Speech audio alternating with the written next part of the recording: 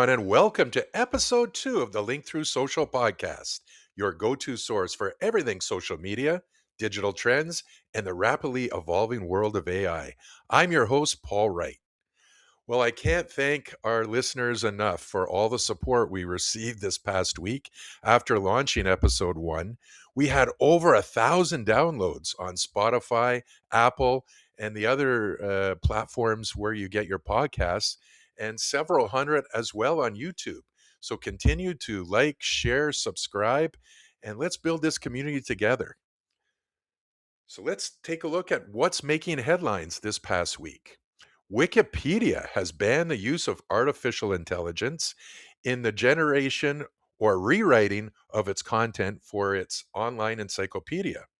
In a recent policy change, Wikipedia said that the use of large language models often violates its core principles and will not be allowed. The English language version of Wikipedia has more than 7.1 million articles. The use of AI has been an issue among Wikipedia's community of volunteer editors, but a vote among the site's editors supported the ban, according to 404 Media. There are two exceptions to the new ban. AI can still be used for translations and to make minor copy edits. In other news, on a very sad note, Air Canada CEO Michael Russo is to retire later this year following a language controversy. It was just a week and a half ago that Flight 8646, Air Canada flight, departed from Montreal and collided with a fire truck upon landing at LaGuardia Airport in New York. It was a tragic event that killed two of its pilots. First Officer Mackenzie Gunther and Captain Antoine Forrest, and injuring dozens of others. Russo expressed condolences for the victims' families in a video on his social media platforms the next day, but he was quickly condemned for delivering the subtitle message almost entirely in English, aside from beginning with bonjour and ending with merci.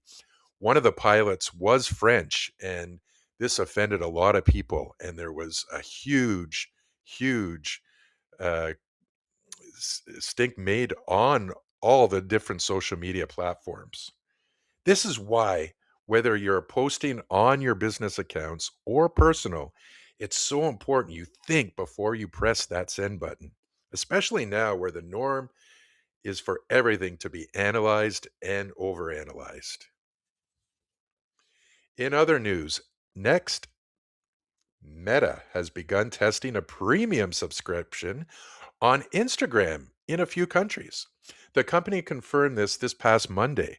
The subscription, called Instagram Plus, gives subscribers access to exclusive features. The move comes 2 months after Meta said that it was planning to test new subscriptions on Instagram, Facebook, and WhatsApp. Among the premium features on Instagram is the ability to view a story, a photo or video post that disappears after 24 hours without the poster knowing you viewed it. Subscribers can also see how many people have rewatched their own stories.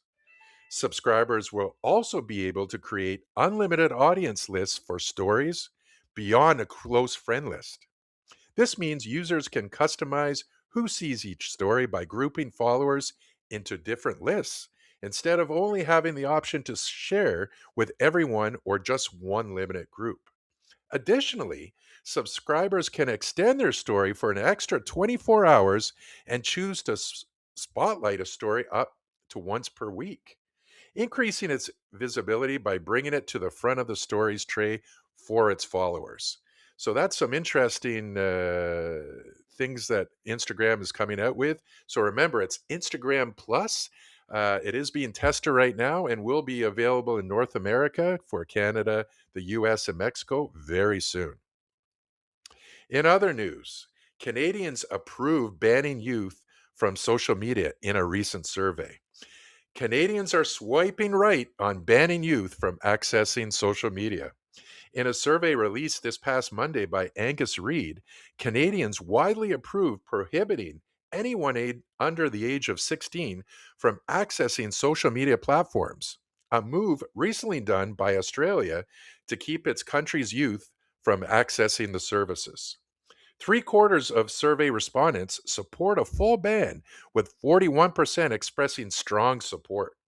Another 34% said they supported the move, with only 13% opposing the ban and just 5% strongly opposing the ban. Those who were unsure tallied a mere 7%. The survey found support was strongest among households with children at 70%. Screen time addiction ranked as the highest concern among those polled, tying at 94% with mental health concerns. Other concerns include online predators, exposure to misinformation and cyberbullying, privacy concerns, exposure to pornography and explicit content, and political radicalization. In December, Australia became the world's first nation to ban kids from social media, blocking those 16 and under from TikTok, YouTube, Facebook, and Instagram, with social media firms facing penalties of up to 49.5 million Australian dollars.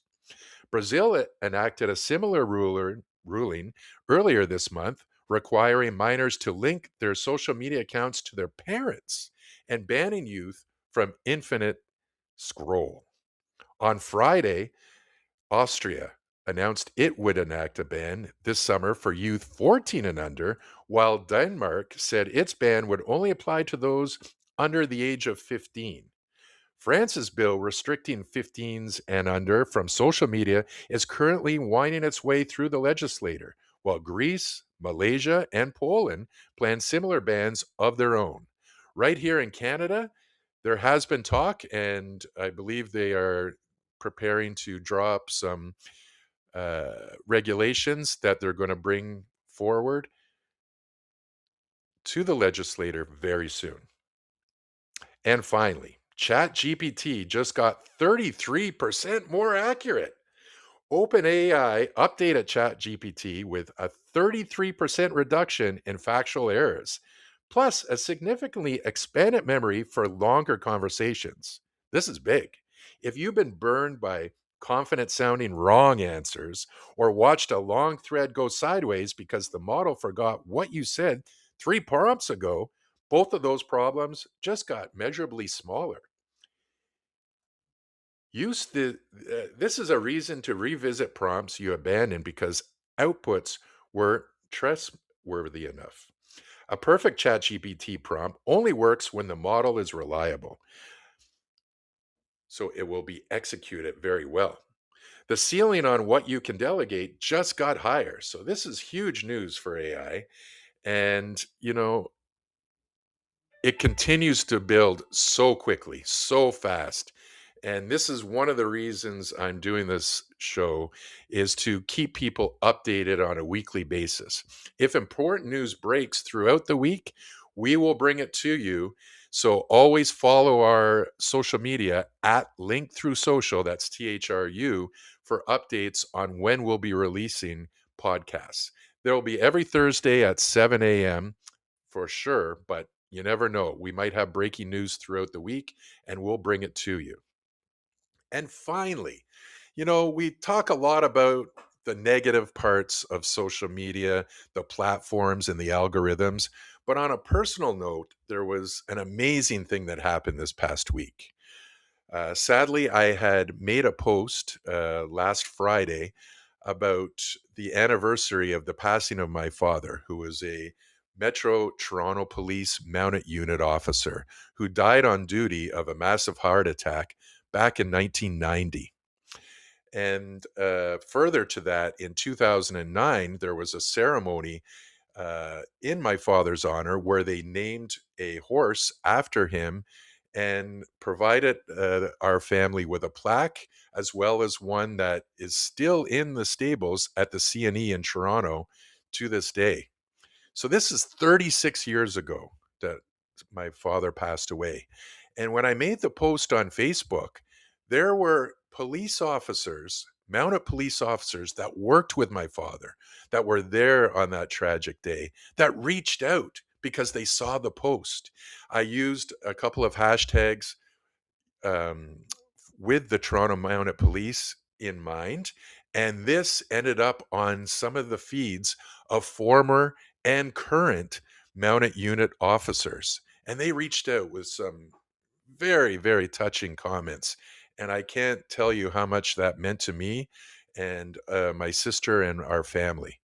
They've also offered to send photos from way back, 36 plus years back, and also some uniform, some uniform memorabilia of my father. They're going to give that to me. So social media brought those people to me after 36 years. So, there's a lot of doom and gloom when they talk about the different algorithms and what social media and the platforms know about us. But this was a very touching and nice story. And personally, it was wonderful. And I thank everyone that took the time to reach out and make some very kind, thoughtful comments. Well, that does it for episode number 2 of the Link Through Social podcast. Please don't forget to like, download, and subscribe on the platform where you get your podcasts, and stay connected on our social media accounts at Link Through Social. That's THRU on Instagram, X, Facebook, and TikTok. And message any feedback or questions you may have.